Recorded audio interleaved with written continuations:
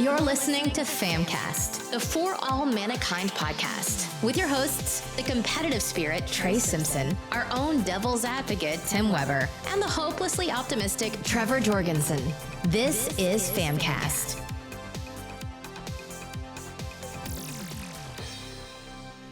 Hey everyone, and welcome back to FAMcast. This is episode 81.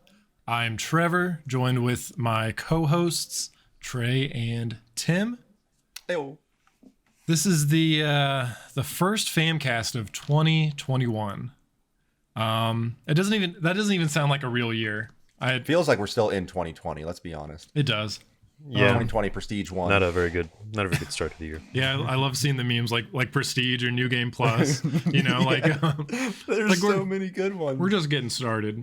Yeah, it does feel like it's still like an extended year. 2021 though just doesn't sound like a year that should exist. I don't know. Maybe It's like the years you find in like Mega Man and stuff. right. Yeah. 20XX.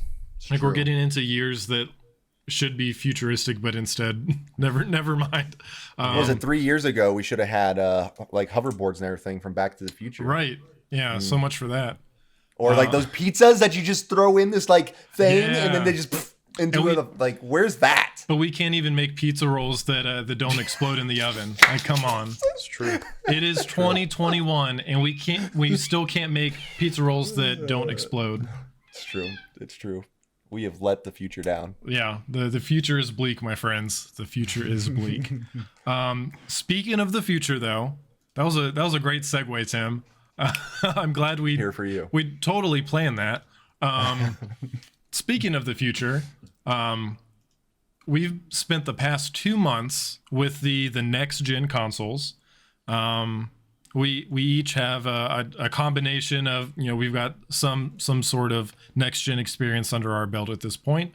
And we figured it was time, you know, doing a review like right after you get the console. It's all right, but I feel like you can't really tell the full story.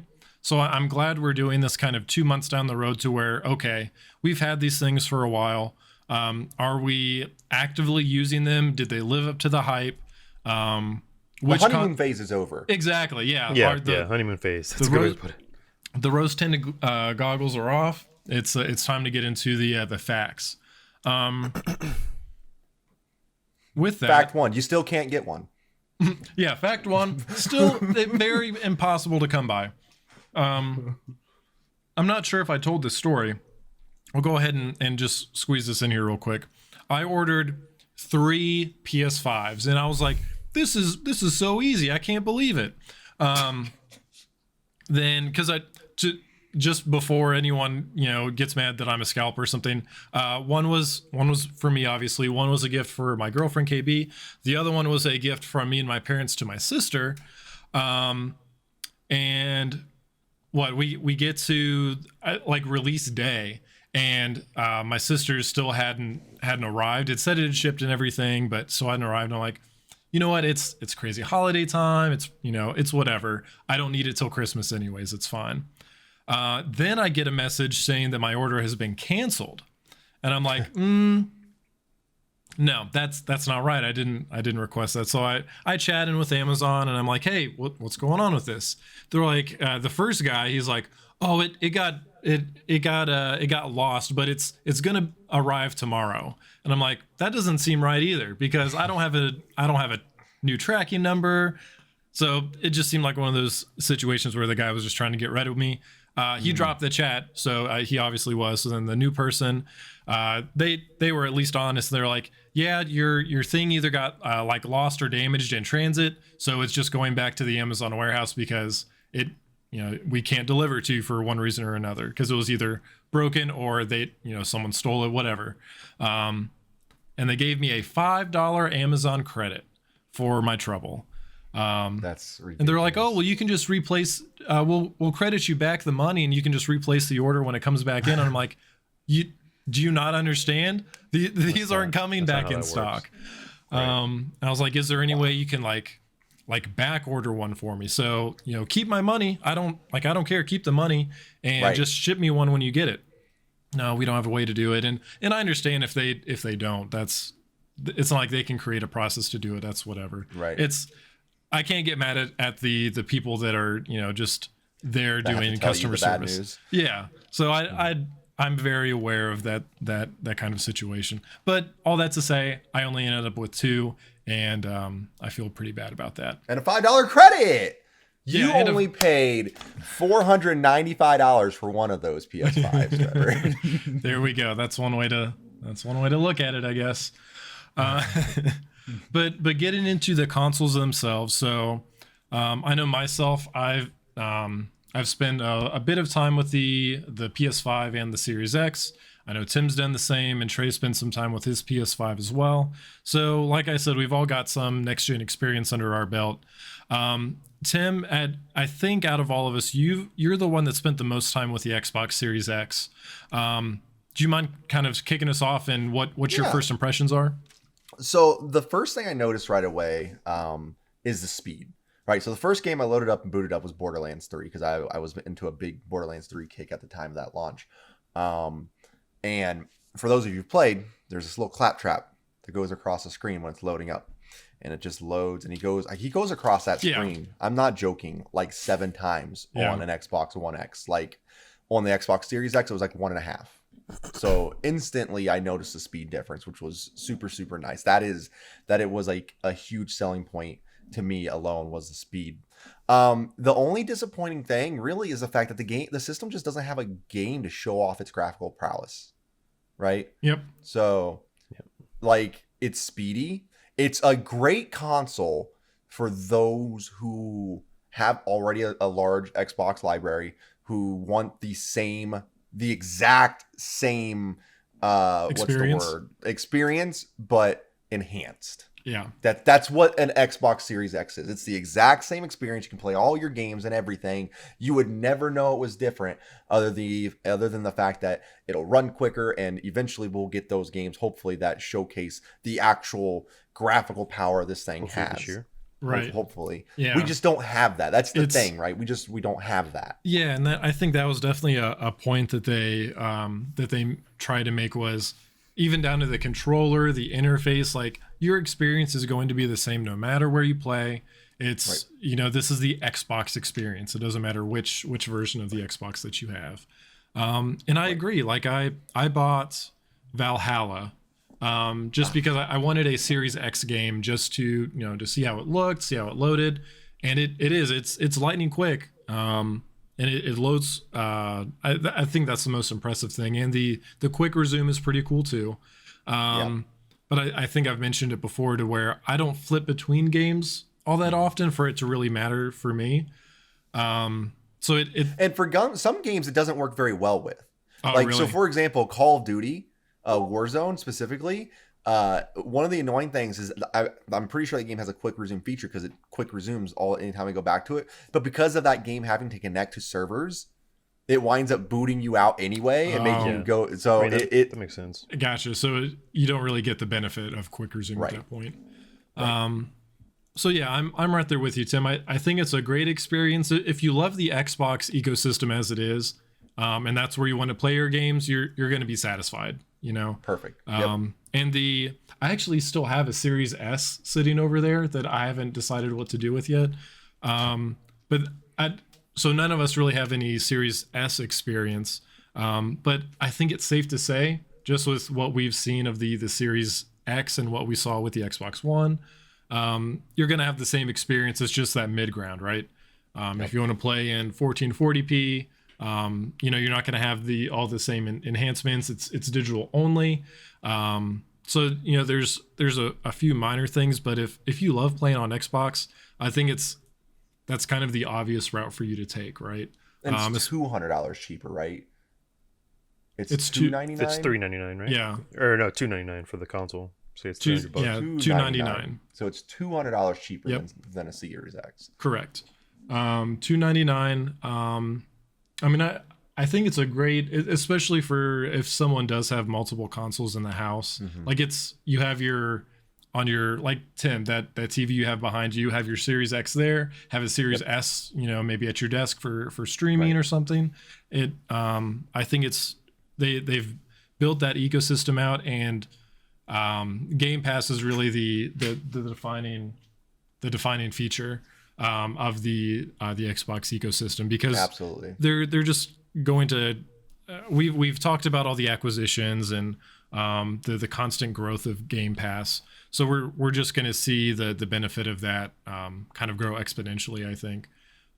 We'll probably see it pick up more with Halo Infinite, because it's one day. I think that's definitely. Like, I think that's that's when I'm going to buy mine. So yeah, that's when, like, the main reason, like, when you think of Xbox, the first game that comes to mind for most people is going to be Halo. And this is the game that I know they wanted to launch with the system, but unfortunately they couldn't. So if systems are available, I'm sure we'll see a large spike. Who knows if they will be by then? But I'm very positive we'll at least see another spike on an already impressive number of Game Pass subscribers, because if you can pay $10 a month to get all these games instead of $60 just once, I think you're going to see a lot of people take advantage of that. Right. And you're going to have all this stuff, and everyone knows Game Pass is probably the best gaming deal when it comes to like any platform. Like, I don't know any better value when it comes to something other than Game Pass itself. I just really hope we're 2 months in, right?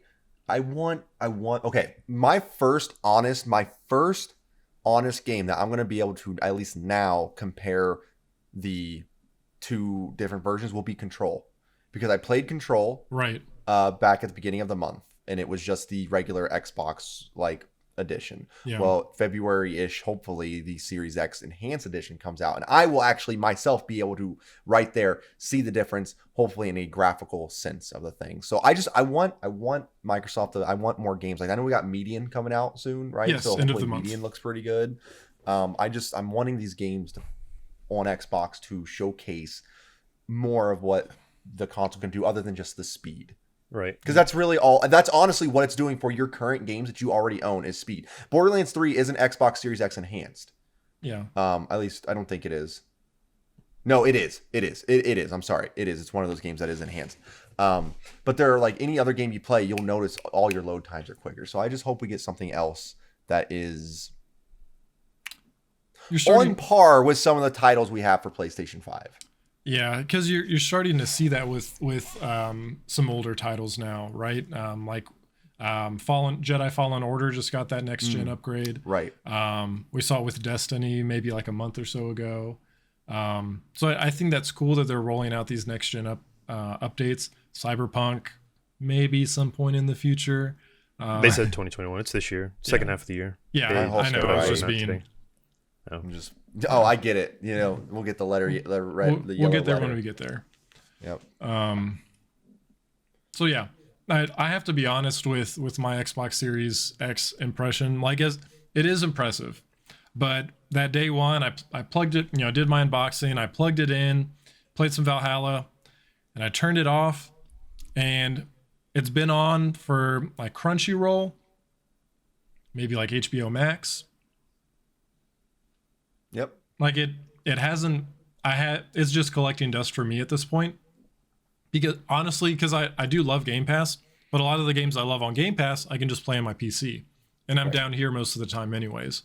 Yeah, I think that's my main issue as well. It's like I want to get an Xbox eventually. I'm hoping they have like those exclusive titles or, a game that may run or look better on Xbox versus PlayStation, but since most of the games are coming out on PC anyways, like Halo even, I don't, I may end up getting it on my computer before I get on Xbox at all. That was going to be my question to you, because I know you prefer your PC gaming over Xbox for sure. So if you can get Halo Infinite on PC for free, which I'm sure, I'd be very surprised if that's not an option. Right. Why wouldn't you? Yeah. Right. Exactly. I think that's. I don't want to call it a downfall because it's a great thing. Microsoft's okay with you doing with that, Microsoft. though. Yeah, I mean, because it's like no matter what, sure. they're getting your money from you. Absolutely, they're totally okay with that. You doing that option. Yep. Yeah, so I think like with Xbox, I mean the selling point to me for Xbox right now is Game Pass. Yeah, like it's the XCloud is what's holding it down for me. Yeah. I can be up in my room playing Yakuza, like while I'm on my break or something like that, or Streets of Rage 4 while I'm on my break. It's a wonderful thing. Yep, it really is. That's as far as my Xbox experience goes for next gen. So Yeah. other than watching Trevor play game or turning on Crunchyroll as well. So Yep. And that's I think we'll definitely have more to say on the PS5, just because we all three of us have at least been hands on with the PS5 at this point. And I would be, well, never mind. I was going to say, I think most of us has probably spent the most time with that, but I think Tim has probably still spent more time on the Xbox. If you were to add up all your game time, but you still spend a lot of time on both. So you probably have the best experience out of all of us. But only mainly because of one game, but yes, this is true. right. Yep. I mean, the way that Sony, put this next gen experience together, like throughout the setup, me going through the UI, my first game, I had a smile on my face the whole time. Like I was excited. Like they walk you through when you boot up Astrobot for the first time, and they show you like what the haptics on the controller can do. It's really wild. Like it lives up to the magic that everyone talks about when it comes to that controller. It blew my mind when I first did that Astros thing, because like they go to the controller, the haptic controllers, right? And I'm not sure what's going on. It just says press the controller, and I just press it down. Like, okay, well, nothing's happening. This is kind of lame. And I didn't realize that it's like stopped. Like I thought it was at the end of its thing. Like I thought I was pressing it down as far as it could. And then all of a sudden you realize it's just resistance. You could press it down more. And you're just like, all right, that's like the coolest thing ever. I think that's that Everybody moment I've of shown that realization. to. Yeah. Because I had that moment too. I'm like, okay, like it's like I see the rockets on the controller on the screen, like they're going off. I'm like, that's cool. But then I was like, wait, these didn't go in as far, or they're not going in as far as they were before. And once that clicks, it's just all uphill from there, man. Like it's super neat. That game, especially for being like a pre-installed, it's a demo game, but they packed in a lot of love in that. And it's Kinect Sports. What? Yeah, it's a great way to show off the console to some. I showed it off to my parents, and they thought that was just so cool. It's neat. It's just a neat. It's a neat thing. Everything about the PS5 experience is new.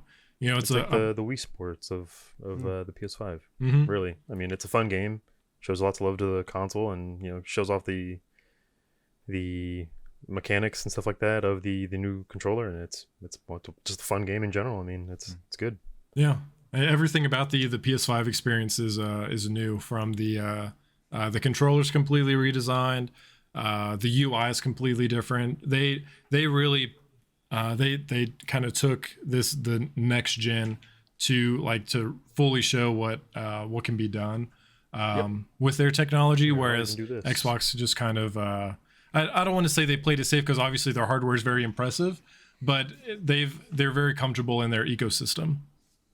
So it was just nice to get that fresh, shiny experience with the PS5, and I know personally I've spent the most time with that, whether it's going back and playing an old PS4 game like Ghost of Tsushima to see how it looks, or playing through Miles Morales, which was fantastic.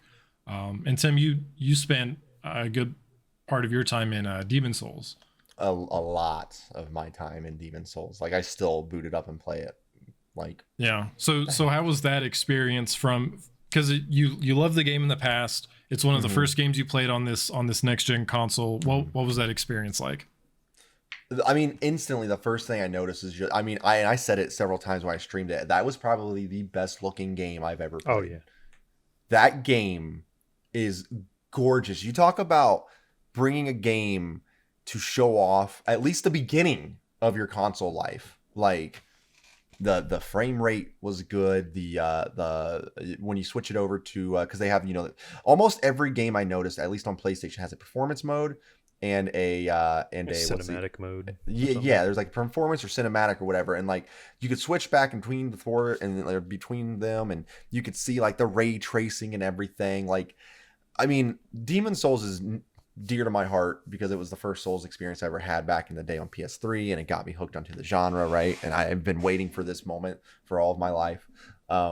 And to see that game remade so well and look so beautiful and on a console that just launched to be like one of the, what do you want to call it? One of the first launch day, like big hits, and to see it just done. So, I mean, that game is so nice. I never spent so much time in photo mode in my life than what I did with that game. Like, I'm actually, my background on my PC is a photo I took in that game because of how just gorgeous that game looked and how good it played. Oh God.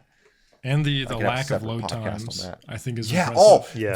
That was the coolest thing. How like when you want to jump from one stone to another, one world to another, it's just okay, go here, boom, and then boom, you're there. Yeah. Or one of the cool features that the PlayStation offers that I'm pretty sure Xbox just won't offer. It could be wrong. Who knows? Future down the road.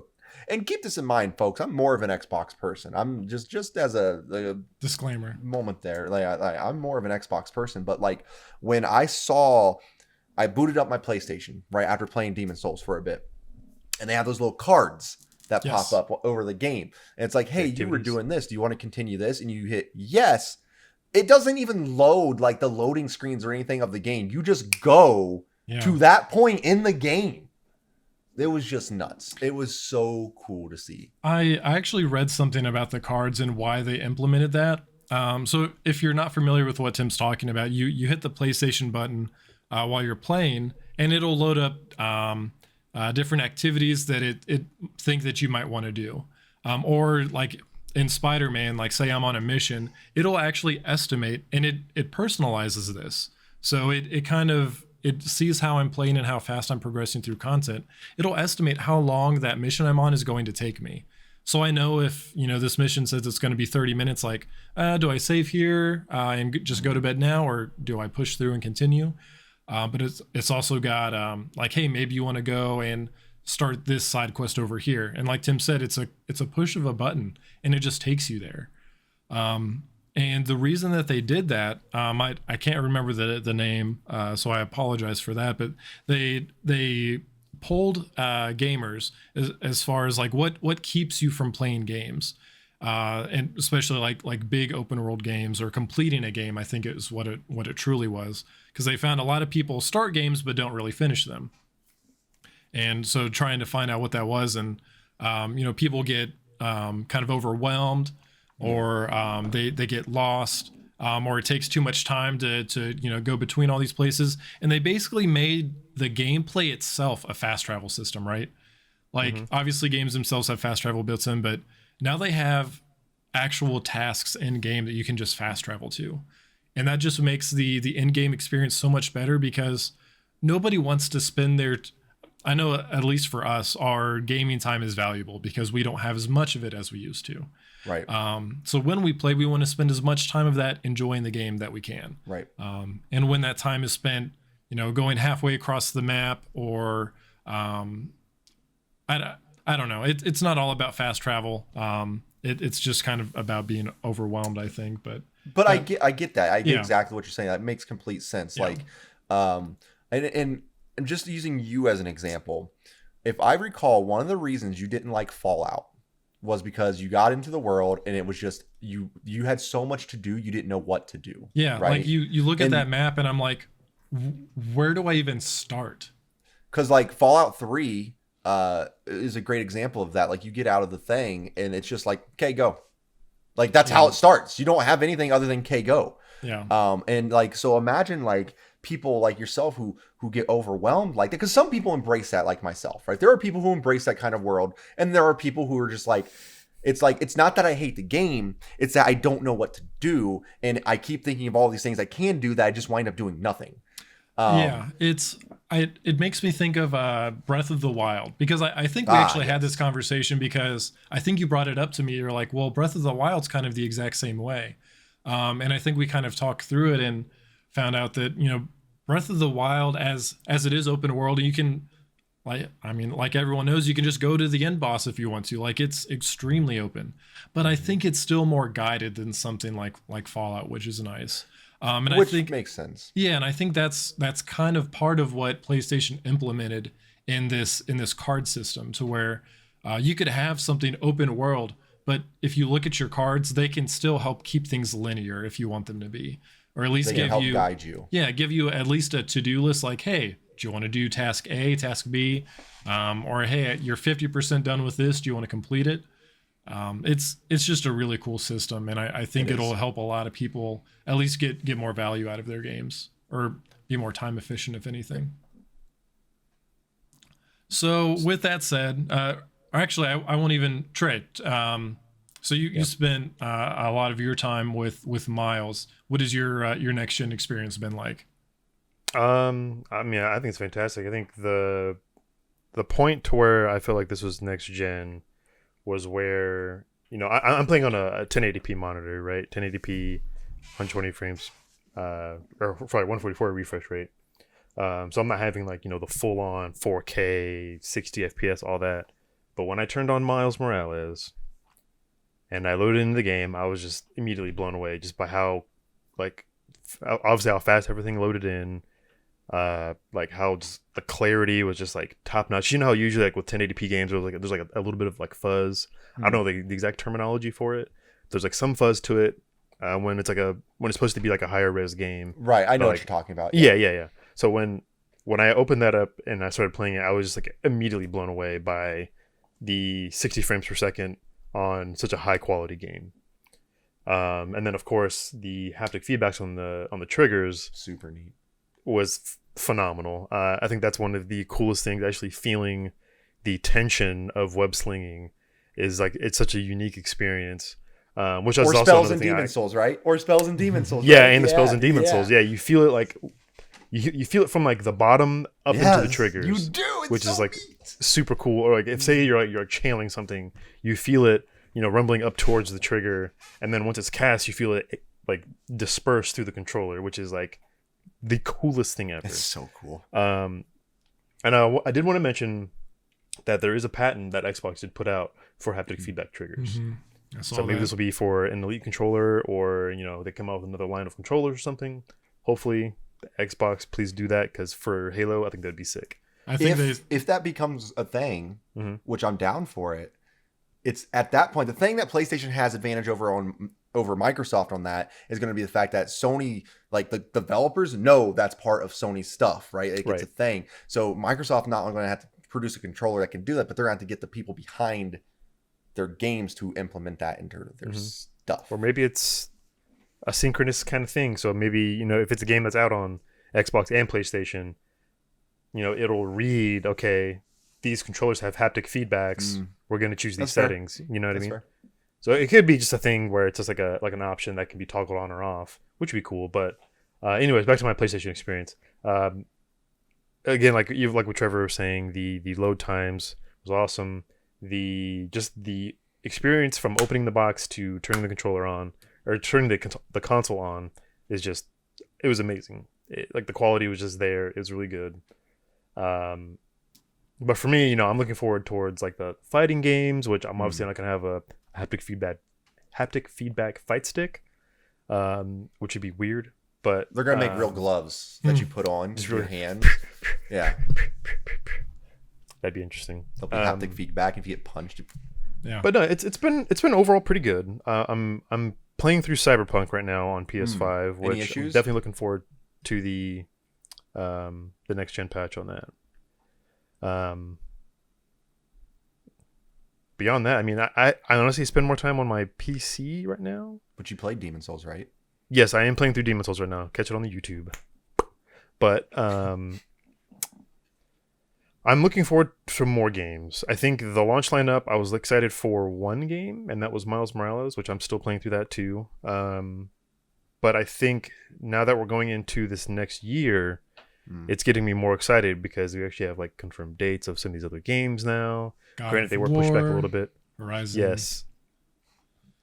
So yes, all of that. Because I think that's the one thing that I just wish Xbox would just like have, is just those games that are gonna be able to draw me in and be like, okay, I need to get an Xbox because I want to play Halo on this, or I need to get an Xbox because I want to play Perfect Dark, which they did. Oh yeah, we got Perfect Dark coming. You know, I I forgot guess about that. they did announce some games, but it's like, when? Yeah. I mean, Um, a lot of these, I think we're going to start to see more delays this year. Like we already saw the impact of COVID and delays last year. I say last year was just a mess for all of that anyway. Right. I think last year was just kind of like the tip of the iceberg. I think we're going to start to see even more. Like I know that Hogwarts Legacy game got delayed a whole year. They're aiming for 2022 now. I think we're going to start to see a lot more of that in the coming months, which is, to be fair, like understandable. Like these teams are trying to do what they were doing in an office together, now separate and working from home. Like it makes sense. And I hope that all the consumers are understanding of that. There's such a there's a consumption issue in games. I feel like, to where people spend 5 years developing a game and then people beat it in 2 weeks and they're like, okay, what do you guys have next? Like, when's the next one coming out? Yeah. It's for sure. And that's gotta be hard on developers to just like never feel like there's especially people that read this feedback and get it on Twitter and everything. Like, it feels like it's never enough for these people. I'm sure it's the silent or the vocal minority is always the ones that are always kind of demanding that kind of stuff, but it's just going to be harder than ever, and I think we're going to see still see a drought in games for a while, but I'm still hopeful for the second half of this year, and we still have things in the first half of this year that we'll see. I mean, we've got Hitman's next week, I think, which is kind of a bigger next gen game. Like you mentioned, Tim, Medium, which a lot of people are looking for that Xbox exclusive. So there's still a lot to look forward to this year, but I could definitely see some delays. Which I think you can preload it right now. I think. Yeah. And I don't have to pay for it. I think so on Twitter. Yep. Yeah. Pretty cool. Yeah, that too. I already have mine downloaded, so I'm ready to roll when it comes out. Nice. I think I added mine too.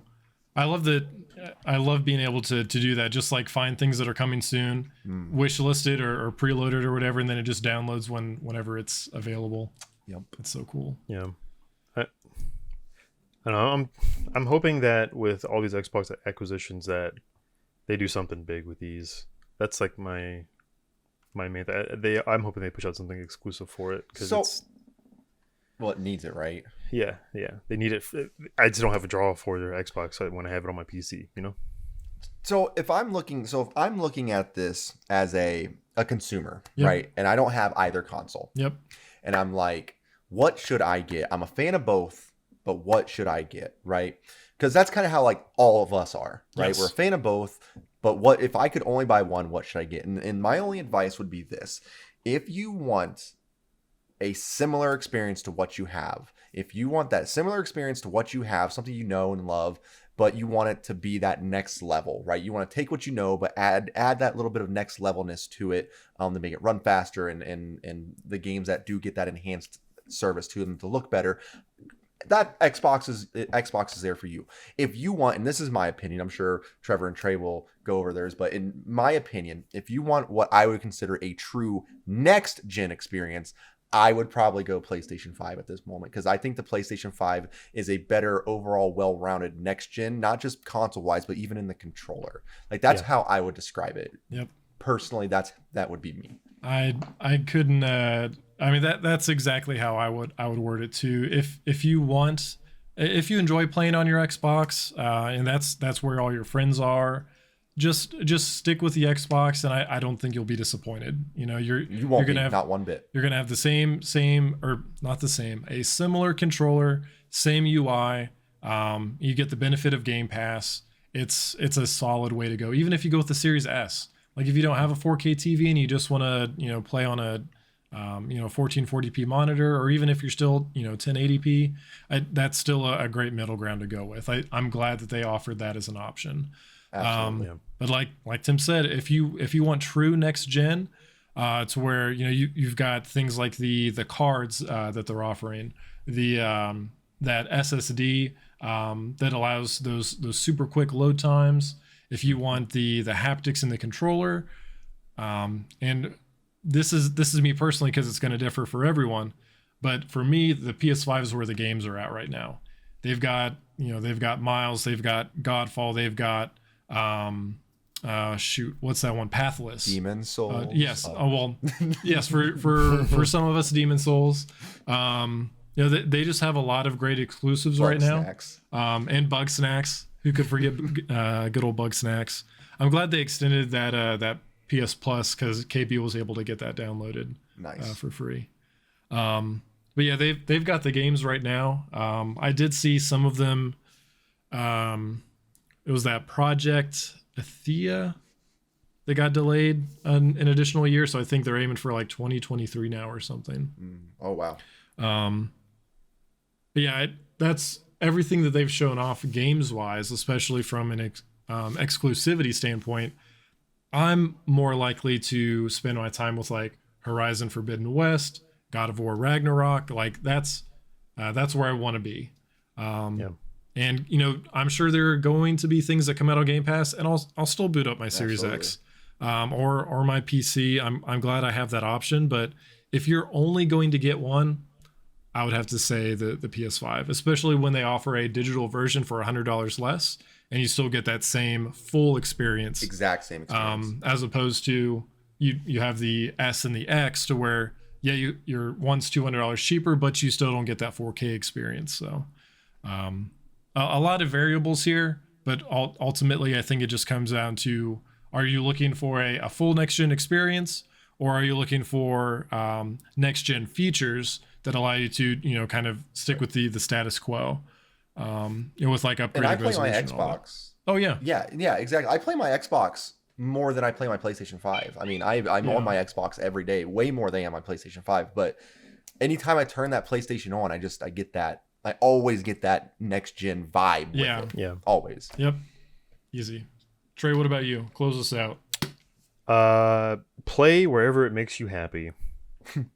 Honestly, I mean, wherever games you got, if you say you have friends on Xbox or on PC, I'd say go Xbox, just because you're gonna have the experience with Game Pass and XCloud.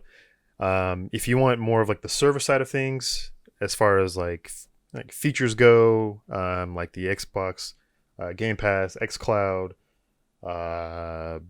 you name it. Like if you have games you play on Xbox and you say you have a laptop you take with you on travel, go with Xbox because you can take that save file and go travel with it. But if you are looking for my friends here said, if you're looking for that next gen feeling, at least for right now, go with PlayStation 5 when you can get it, because it's going to give you that sense of next gen with the controller being so interactive, and with this SSDs, like both consoles have SSDs. They're both super fast, but the next gen experience is going to be on PS5 right now. And I mean, that's pretty much all I got to say. I mean, you can't go wrong with either one. Yeah. I would say go with what. Say you have a mostly digital library. And you want to get like an all digital console. And let's say most of your friends are on Xbox, go with Xbox, because I think that's going to give you more bang for your buck, because you can be on a plane and play XCloud. You could be at Starbucks and open up a tablet and a controller and boom, you're playing these games. I think that's the coolest thing ever. I wish PlayStation would have something like that. PlayStation Now isn't the best. But XCloud, especially with 5G and all this stuff coming out, I think it knocks it out of the park. Something else, bring your whole library with you. Yeah, exactly. Yeah. With XCloud, like Trey mentioned, they're adding that app to LG TVs, to where you can just play. Or sorry, that's Stadia. That's Stadia. I think Stadia. Yes, brought to you by Stadia. No, just kidding. I wanted to mention, because that came to mind, but I still want to mention, if they're bringing Stadia to TVs as a smart app, that opens up additional that just adds into that ecosystem that Trey's describing, to where 100%. I really think if Xbox did something like that, I think that's going to be a complete game changer for the gaming space. You don't need a console. Stadia doing you just it now, need a controller. I mean, Yeah, I think with Stadia doing it now, especially with these TVs being, 4K, 8K, whatnot, Yep. I think it's really going to make Stadia shine. But I think if Xbox jumps on board with that, I think it's going to be great. I think PlayStation did that originally on some of their Sony TVs. They had some kind of streaming service for some of like their older games.